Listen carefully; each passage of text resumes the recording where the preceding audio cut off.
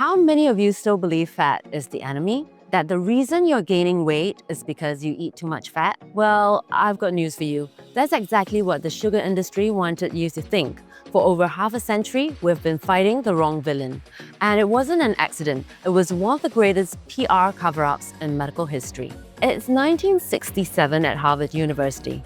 Three respected nutrition scientists, Dr. Mark Hexted, Dr. Frederick Stair, and Dr. Robert McGandy, published a landmark review titled Dietary Fats, Carbohydrates, and Atherosclerotic Disease. The paper claimed that dietary fat, not sugar, was the villain behind heart disease. The study, published in the New England Journal of Medicine, shaped decades of public health advice.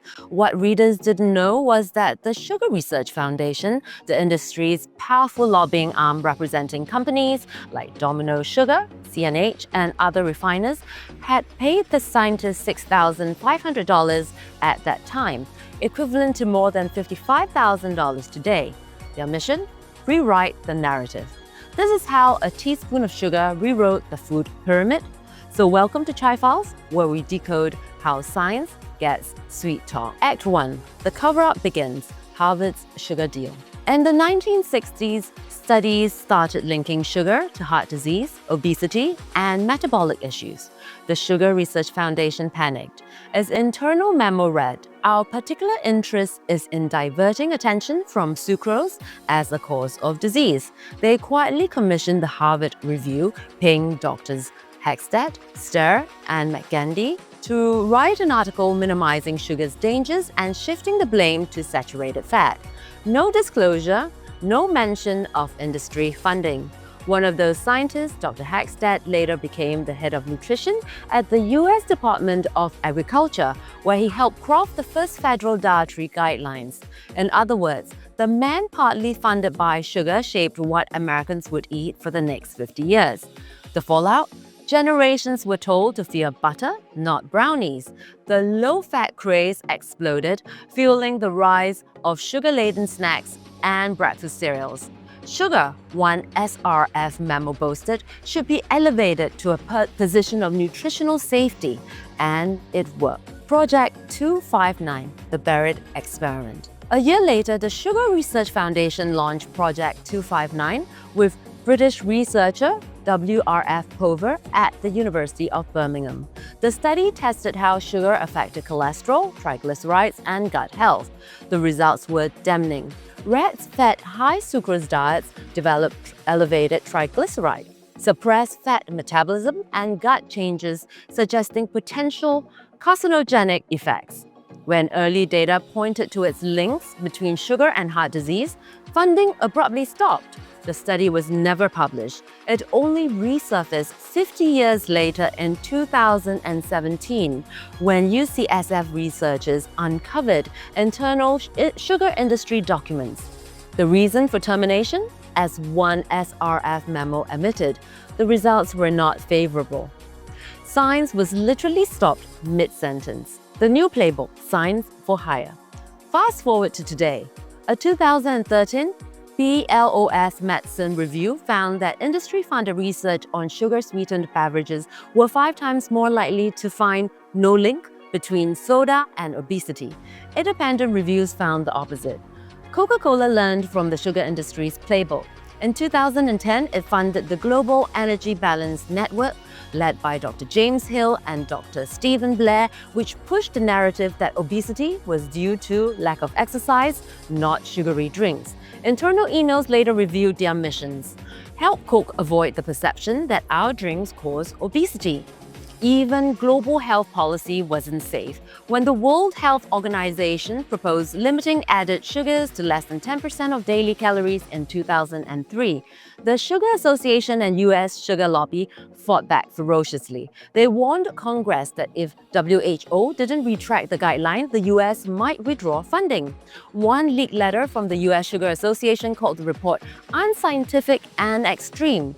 WHO stood its ground, but the damage was done. The sugar industry had flexed its global muscle. Modern echoes, taxes, tricks, and delays. In 2014, Mexico implemented a soda tax, and consumption dropped by nearly 10%. But the battle didn't end there. Beverage giants funded grassroots groups, media campaigns, and scientists to argue that the data was flawed, the tax regressive, and that personal responsibility, not regulation, should guide health.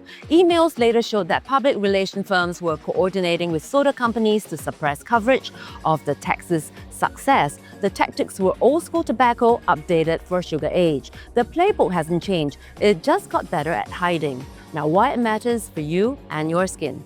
You might be wondering, what does this have to do with beauty, aging, or skin? Everything. High sugar intake triggers glycation. When sugar molecules bind to collagen and elastin, stiffening them like caramelized candy, it leads to wrinkles, dullness, and inflammation. The sticky aging no serum can fix. But let's step back for a moment. How does sugar actually make you fat? When you eat sugar, it floods your bloodstream with glucose, forcing your pancreas to release insulin, the hormones that help shuttle sugar into your cells. Chronically high insulin levels turn your body into a fat storage machine. It tells your liver to convert excess glucose into fat, while simultaneously locking existing fat away, making it nearly impossible to burn. This is the foundation of the insulin hypothesis, the idea that it's not dietary fat that makes you fat, but insulin spikes driven by sugar and refined carbs. While modern researchers debate how much of obesity can be explained by insulin alone, there's strong evidence that frequent insulin surges increase hungers, cravings, and energy crashes. In short, sugar hijacks your metabolism from both ends by making you store more fat and crave even more of what caused it. So when the sugar industry convinced the world to fear fat, they didn't just change how we eat, they rewired how our bodies process energy. It wasn't just a PR victory, it was a metabolic coup. The sugar industry's manipulation of science didn't just affect waistlines, it shaped how generations understood aging, metabolism, and wellness.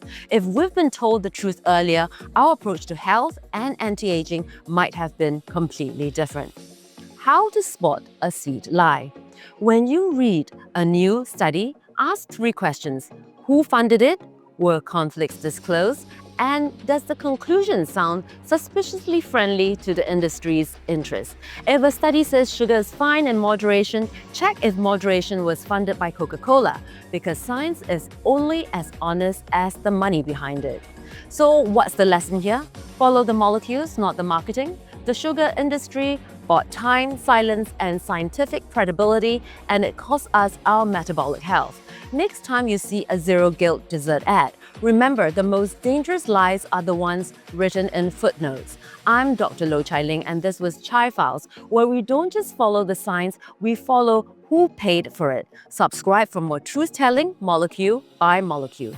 If you're serious about staying youthful, protecting your skin, and keeping your waistline lean, it's time to rethink the enemy. It's not fat that's aging you, it's sugar, silent and sneaky, and metabolically expensive.